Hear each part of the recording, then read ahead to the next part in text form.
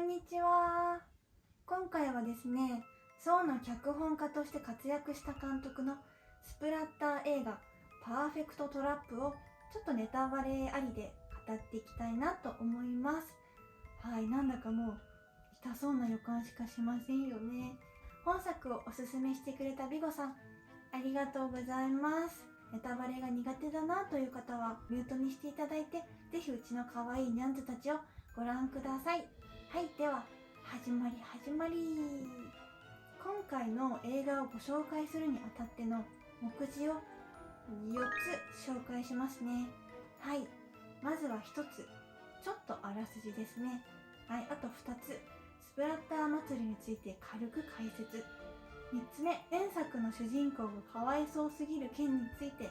4つ目、激ヤバサイコパスコレクタークソ野郎さんのコレクションとは。この4つを解説していこうかなと思います。まずは1つ目の軽くあらすじですね。主人公のエレナちゃんという子がいます。友達と秘密のナイトクラブに遊びに行くことに。しかし、そのナイトクラブには様々な殺人トラップが仕掛けられており、次々と惨殺されていく若者たち。運よく生き残ったエレナだったんですけど、今度はね、殺人鬼に誘拐されちゃうんですよ。はい。でも、そこで目を覚ましたエレナだったが、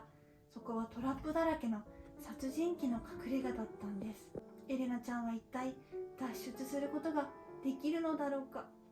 はい。あらすじはこんな感じなんですね。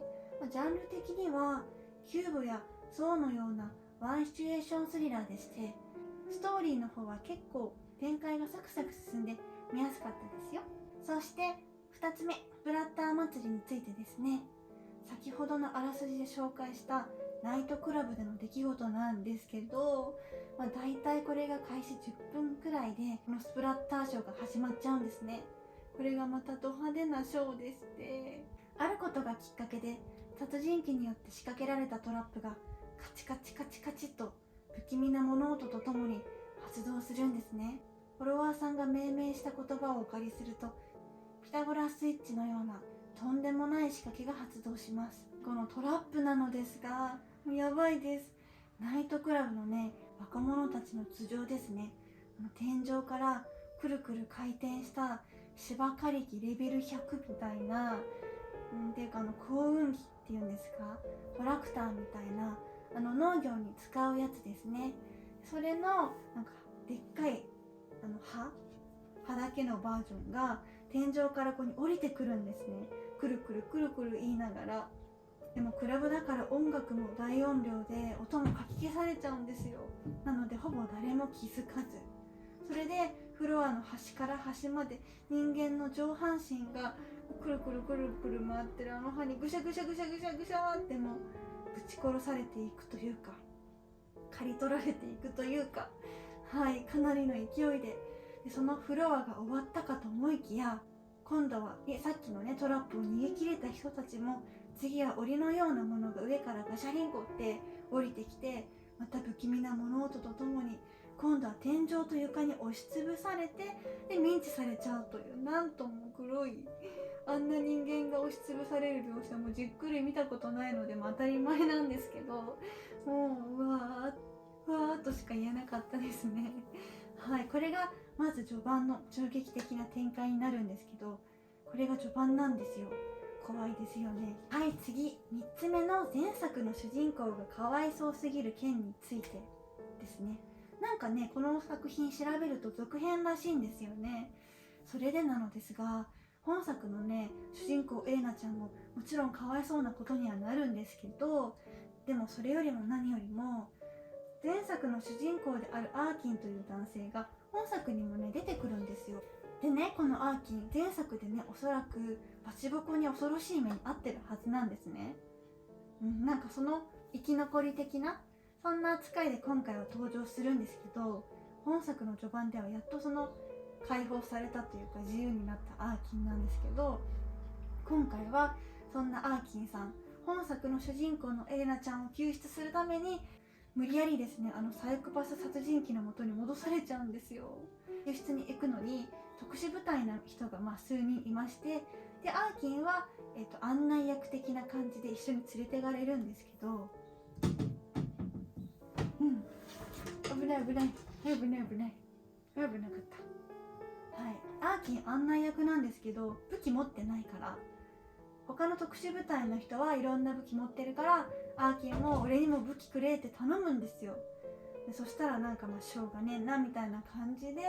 しぶしぶ渡されたのが、なんか変なね、これくらいのペンみたいなやつ1本だけでして、何これ、これじゃあ戦えねえよってアーキンになるんですけど、そりゃそうですよね。アーキンたちが訪れたその殺人鬼の隠れ家っていうのは、もちろんさまざまなトラップがいっぱい仕掛けられていて、殺人鬼はもちろん潜んでいますし、本当に危険な場所なんですね。しかもそれだけではなく、殺人鬼が作り出したゾンビ人間みたいのもいまして、はい、なんかね、ちょっと薬を打たれた人間がちょっとおかしくなっちゃって襲ってくるみたいな、はい、それをね、特殊部隊の人たちは人間って分かってるのにバンバンに撃ち殺していくんですね。でその後にみんなびっくりしたんでしょうね。その特殊部隊の人たちにアーキンはなんてところに連れてきやがったんだと、なんか逆ギレされるんですね。かわいそうですよね、アーキン。こちらのセリフですやん。ふざけとんのかと、こちとら武器ペンやぞと。かわいそうすぎて、もし泣けるシーンがあるとしたら、アーキンがかわいそうでちょっとうるっとする方いるかもしれないですね。はい、冗談ですけど、はい、そんな、アーキンなんですけど、結構優秀で、さまざまなトラップから逃げながら避けながら進んでいくんですけど、今回誘拐されたエレナちゃん、このエレナちゃんっていうのがなんかアーキンもしかしていなくても大丈夫だったんじゃないかっていうぐらい結構優秀で、自分でどんどんトラップを避けながら逃げようとするんですよ。なんかそこも込みで、他にもね、たくさんアーキンのかわいそうなシーンっていうのがあるので、私的におすすめなのがこのかわいそうなアーキンを見るっていう、そんなね、このアーキンっていうのが見どころの一つなので、はい、ぜひアーキンの活躍をご覧あれくださいですね。はい、次は4つ目の激ヤバサイコパスコレクタークソ野郎さんのコレクションとはですね、今回登場する激ヤバ殺人鬼さんはですね、なんか生粋のコレクターとしても活躍しておりまして、数々の残虐なトラップを仕掛けたりとか、それが見どころなのはもちろんなんですけど、はい、この時点でもやばいんですけど、彼はね、人体収集家っていうんですか、人体アートっていうんですか、その自分が仕掛けたトラップにより集めることができた人体を自分のコレクションとして所持をして、でその人間のコレクションを自分でアートのような作品に仕上げてお部屋に飾っちゃうっていう激ヤバサイコパスコレクタークソ野郎なんですね。でそのコレクションの中には形容しがたい、見るに耐えないとんでもないさまざまな形態をした作品が作品と言っていいのかよくわからないんですけど、そんな作品が数多くありまして、例えばおいちゃん入れないんだよなんだっけ、体のね、この前半分がこのパカーンと開いて、この体のこの内臓の中身が全部繰り出されて入って出されて見せられてたりとか、あと人って大体腕って2本入ってるじゃないですか。でも殺人鬼サイコパスなんで、はい、いろんなね人間の腕をもぎ取ってきて一人の体にたくさんつけて合体させちゃいます。天才レオナルド・ダ・ヴィンチが描いたなんか人体図の強化版みたいな、そんな腕の数というか、あれみたいです。雲みたいなああいう感じのなんか作品が多かったかなと思います。なんか人以外にも昆虫もコレクションしてるみたいなので、それがね彼のアート作品にちょっと影響してるんじゃないかなっていう感じでしたね。はい、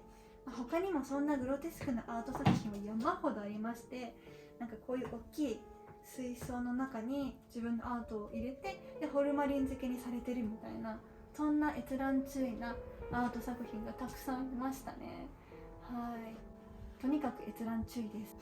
そんな激ヤバサイコパスコレクタークソ野郎さんの見た目なんですけど、体は結構がっしり大きめで、顔には黒っぽいねマスクをここにかぶってて、で目のところに穴が開いてるんですよね。見えてるお目目というのが結構キュルンキュルンのクリンクリンで、結構可愛らしいお目目で、かそこも見どころかななんて、はい、気になる方はぜひチェックしてみてください。はい、いかがだったでしょうか。私はねスプラッター系は結構苦手というか、無理無理って言いながら苦手で無理なんだけど最後までしっかり見ちゃうみたいなと同じ気持ちで見ちゃってる人いますよね。はいでね、そんな私はですね、もうほんと久々のスプラッター映画で、もうほんと、何年ぶりだろうって感じで、なんか見る前に緊張しちゃって、動機が止まらないというメンタルがお豆腐状態でのスタートとなりまして、かなり勇気を振り絞って視聴開始したんですよ。でね、だけどね、なんか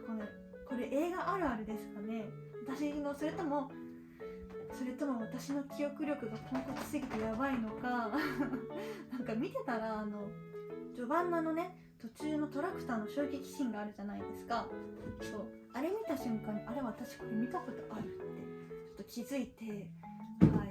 それ以外はねほぼ何も覚えてなかったので、全然ね新鮮な気持ちで楽しむことっていうのができたんですけど、ベルでビビり散らかしてたのは一体何だったんだろうなって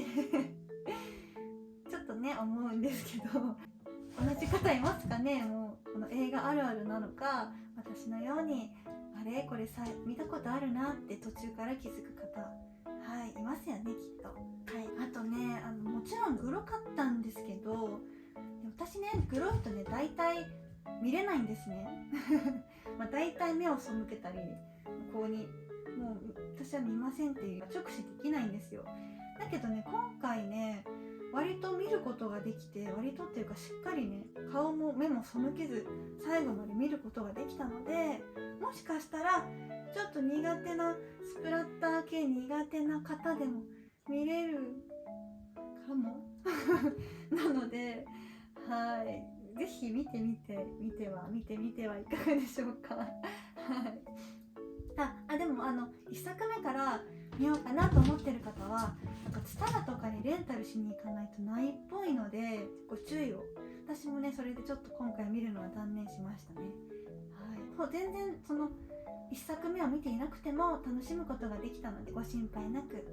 はい、本作パーフェクトトラップっていうタイトルになるんですけど、でもねなんかその1作目のタイトルが罠男っていうタイトルらしいんですよね。まさかのタイトルが違うんですよ。はい、トラップですよねお気をつけください。はい、今回もご視聴ありがとうございました。次はどんな動画にしようかな少しでもいいなと思ったら高評価、チャンネル登録よろしくお願いします。にゃんこが騒がしいです。すいません。はい、また次の動画でお会いできると嬉しいです。またねー。